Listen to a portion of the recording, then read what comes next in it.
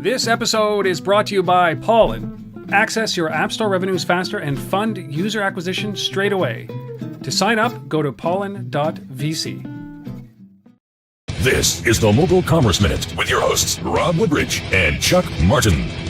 You have found the Mobile Commerce Minute. My name is Rob. And my name is Chuck. All right, if Beacons were an autobiography at this moment, it would be the story from 0 to 44 billion in 2 years?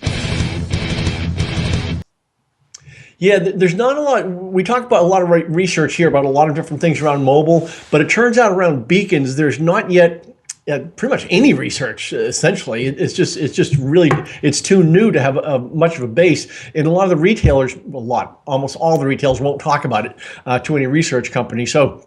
But there's a new study out from BI Intelligence, part of Business Insider, and what they said is that it's a small percentage of overall sales, but $4 billion worth of in-store sales for the top retailers are going to be influenced by beacon triggered messages this year, and they're seeing that number going to 44 billion in retail sales within a year. So we're looking at going from 4 billion to 44 billion, and again, there's not a lot of research on this, but and projections are relatively low. It's still a small percentage. We're looking at 0.1% kind of thing of retail. But if you look at the forecast rate, it is going up. Now, what BI Intelligence took into account is pretty much all of the obstacles we know about beacons, the adoption rate around retailers, the number of shoppers who have Bluetooth low energy compatible phones, the number of people who have it turned on of those, the number of those who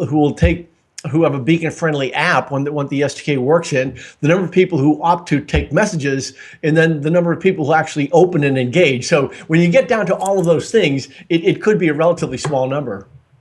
I just wonder, is it too early to determine these numbers at this point? Because we are literally, a year ago, we were talking about the beginning of the beacon world. Now we're talking about this kind of exponential growth. I don't understand how they can actually predict this stuff. Well, they're the only people who are predicting it, so it's all the data we have, and we can't even triangulate it against other research because there just isn't any right now.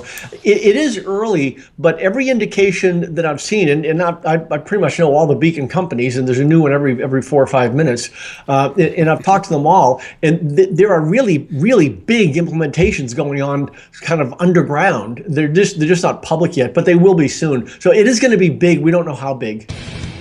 Don't forget to come back for our next episode.